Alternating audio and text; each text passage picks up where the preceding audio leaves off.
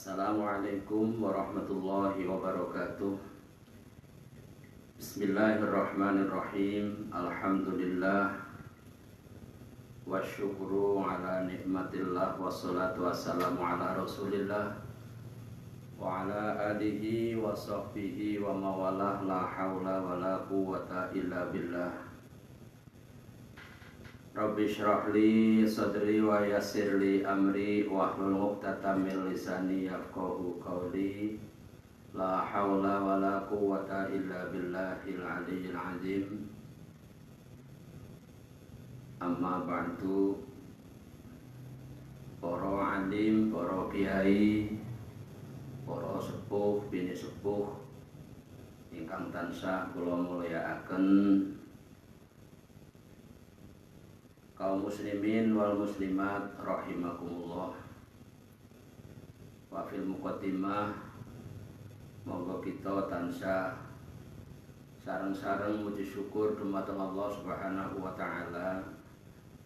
Alhamdulillahi rabbil alamin. Kita tasih dipun paringi nikmat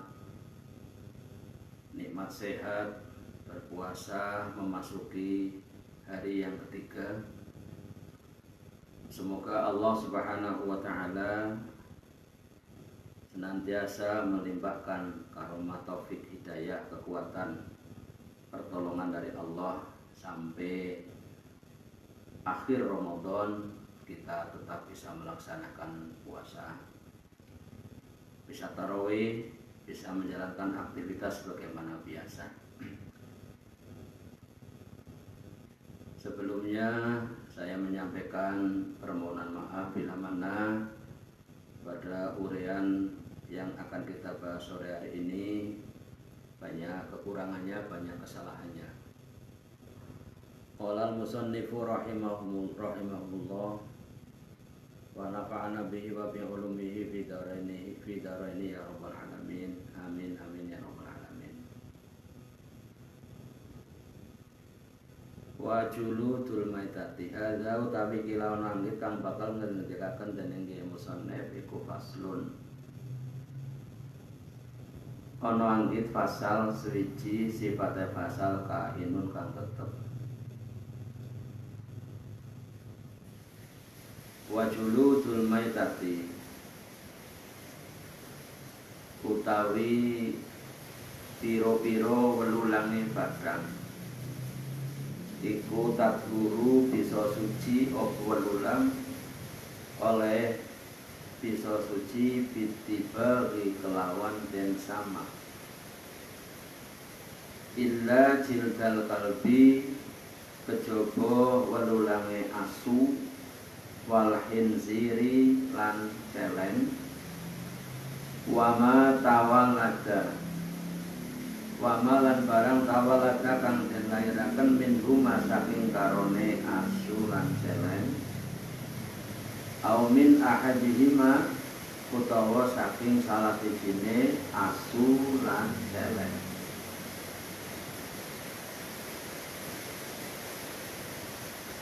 Wa azmul maitati utawi badunge badan wa sya'ruha lan rambute badan iku najisun ya najis illal adamiyyu kejabane menungso.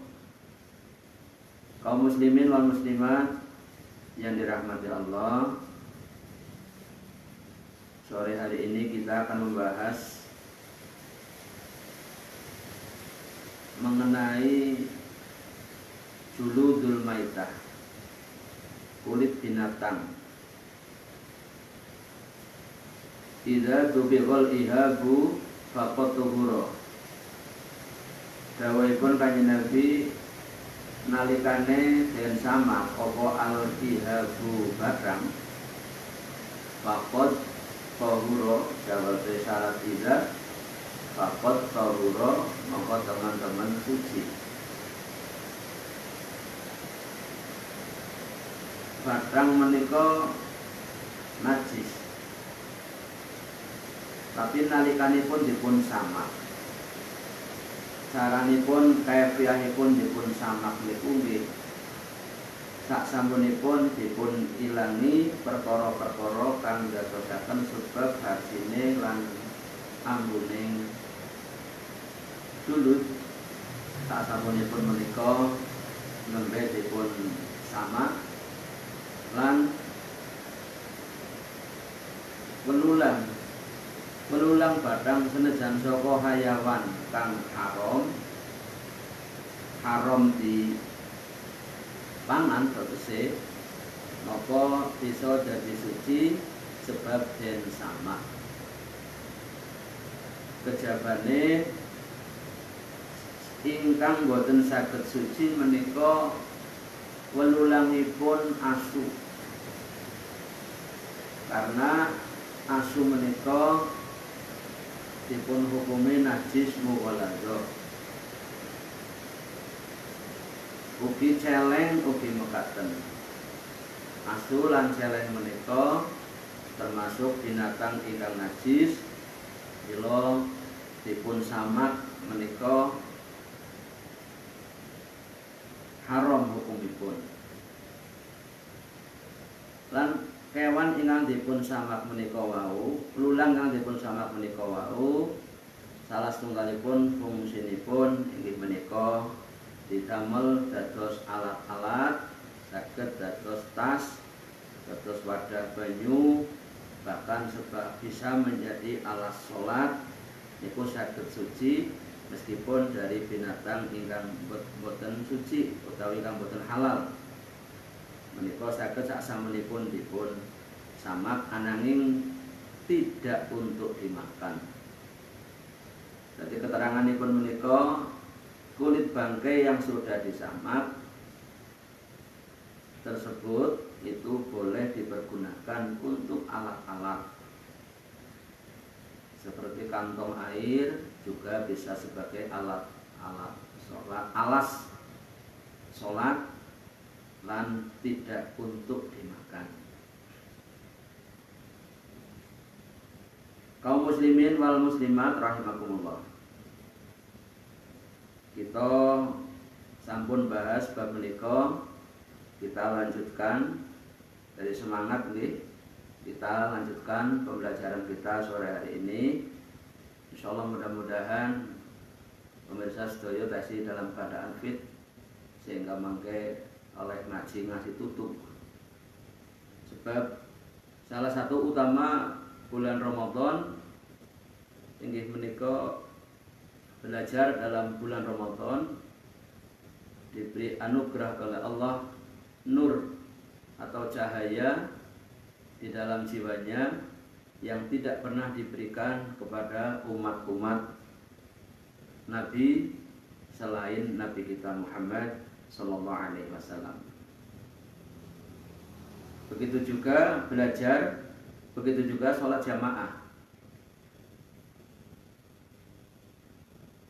Sholat jamaah yang dikerjakan dalam bulan suci Ramadan, kata Rasulullah, badalallahu lahu bikulli raqnatin madinatan tamla'u min ni'amillah. Orang yang sholat jamaah dalam bulan suci Ramadan, maka pahalanya oleh Allah akan diganti setiap rakaat-rakaat yang dikerjakan, maka akan diganti dengan Madinah, kota yang penuh dengan kenikmatan di dalam surganya Allah Subhanahu wa taala. Semoga kita semuanya termasuk orang-orang yang mendapatkan anugerah tersebut dari Allah Subhanahu wa taala. Kaum muslimin rahimakumullah, ada kami kilang kita bakal mengendirakan bagi musonef iku faslun onang di pasal swiji. Sifatnya pasal kainun kang tetep. Walaya juzulan orang menang apa istimalu awani zahabi nganggo piro-piro wadah kang ginawe saka emas wal fiddati lan sloka. Wa yajuzu lan menang apa istimalu ghairihima agawe kelawan sak liyane emas lan sloka minal awani saking piro-piro wadah. Kaum muslimin rahimakumullah, kita seorang muslim, di dalam syariat kita diharamkan oleh Allah untuk menggunakan alat-alat yang berasal atau dibuat dari emas, termasuk juga dari perak. Itu juga tidak diperkenankan, tapi boleh menggunakan dengan yang lain, karena Rasulullah Muhammad SAW pernah melarang kita, la talbisul hariro walati baja wala tashrabu fi aniyatiz zahabi wal fiddah fa innaha lahum fid dunya wa lakum fil akhirah. Kamu sekalian jangan memakai sutra. Latal bisu ojo nganggo sira kabeh al hariro ing sutra.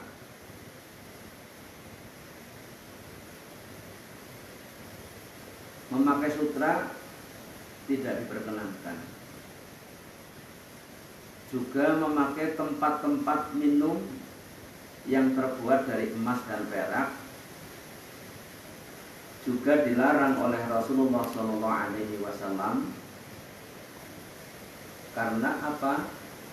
Sesungguhnya benda-benda itu di dunia untuk kemewahan orang-orang kafir, tapi bagi kita umat Islam sebagai pemberian Allah, kemuliaan kita kelak di akhirat. Juga termasuk kita tidak diperkenankan memakai wadah atau tempat minum kita yang terbuat dari emas.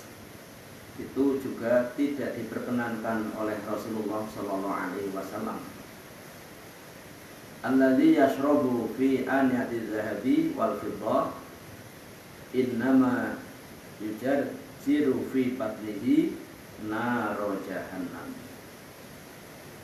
Orang yang membuat tempat minumnya dari emas atau dari perak, sesungguhnya dia sedang memenuhi perutnya dengan api neraka jahanam. Untuk itu, mari kita berusaha untuk menjadi orang yang sabar. Kita tidak pakai sutra, tidak pakai emas, tapi secara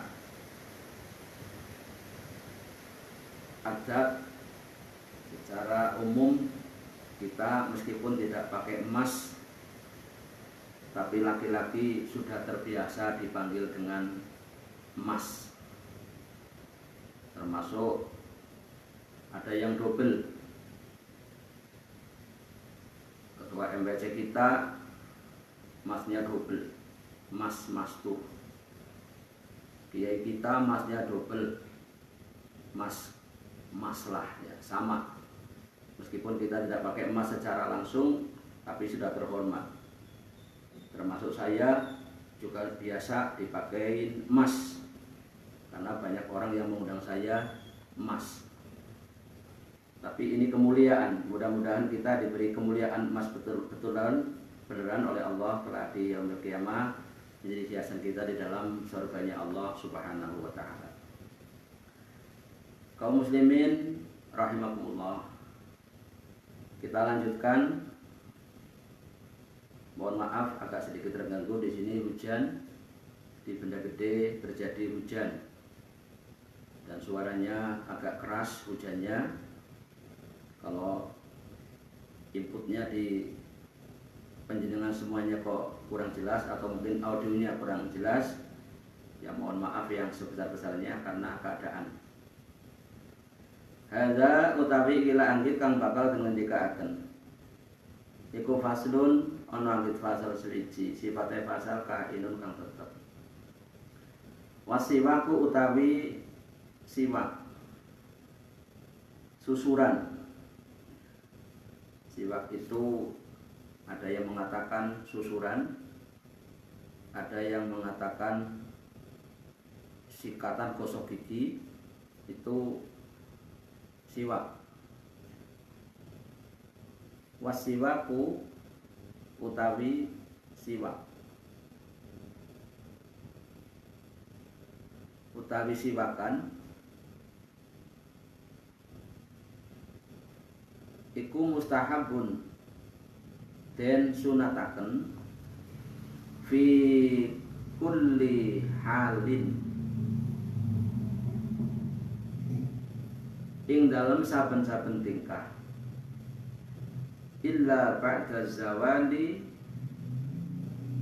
kejaba sakwuse lingsir lis-shaimi tumrape wong kang puasa. Menggosok gigi atau siwak itu perbuatan sunnah yang sangat dicintai Rasulullah atau sangat terbiasa dilakukan oleh Rasulullah. Di sini kaidahnya pakai mustahab dan sunatakan. Mustahab juga disunatkan, artinya yusannu juga disunatkan, yundabu juga artinya disunatkan. Menggunakan mustahabun karena kegiatan atau amalan siwak ini merupakan amalan yang sangat disukai oleh Rasulullah. Kecuali setelah seperti kita yang sedang berpuasa, maka menggunakan siwak itu hukumnya makruh ketika sudah tergelincir matahari atau sudah waktu zuhur. Kita sudah tidak atau sudah dimakruhkan menggunakan siwak. Wa utawi siwak iku fi salasati mawadi'a, ing dalam telu biro-biro panggonan. Dirupane telu asyadu istihbaban, banget-bangete oleh den sunataken kapan nginda taghayyuril fami, nalikane owae mulut utawa terjadi perubahan bau mulut disebabkan min azmin saking kecut utawa daharan ingkang menyebabkan bau, wa gharihi lan liyane azmin. Yang lebih disunatkan banget siwak niku nalikane ada perubahan bau mulut, karena mohon maaf yang namanya mulut ini biasa kita gunakan untuk makan apa saja yang bisa dimakan, bahkan terkadang sesuatu yang bisa menimbulkan bau seperti min jumlatil petai wal jengkoli, berambang, bawang niku saged merubah bau mulut. Mula kita dianjurkan untuk membersihkannya, dianjurkan untuk bersiwak, karena perubahan itu apalagi kalau kita bertemu dengan banyak orang atau dalam aktivitas kita, dalam kerja kita. Lain halnya dengan orang yang berpuasa. Kalau kita kembali kepada fadilah puasa, orang yang mulutnya berbau karena sedang berpuasa, apalagi puasa Ramadan, maka justru itu, tapi yang betul-betul disebabkan karena puasa, bukan karena memang dia malas gosok gigi. Kadang-kadang orang mulutnya bau karena memang tidak rajin gosok gigi, atau mungkin sudah tidak punya gigi, atau mungkin juga karena memang sakit gigi. atau mungkin giginya yang sudah rusak sehingga banyak bakteri yang ada di dalamnya, termasuk si ngomong, ini termasuk si ngomong, maka kita disunatkan.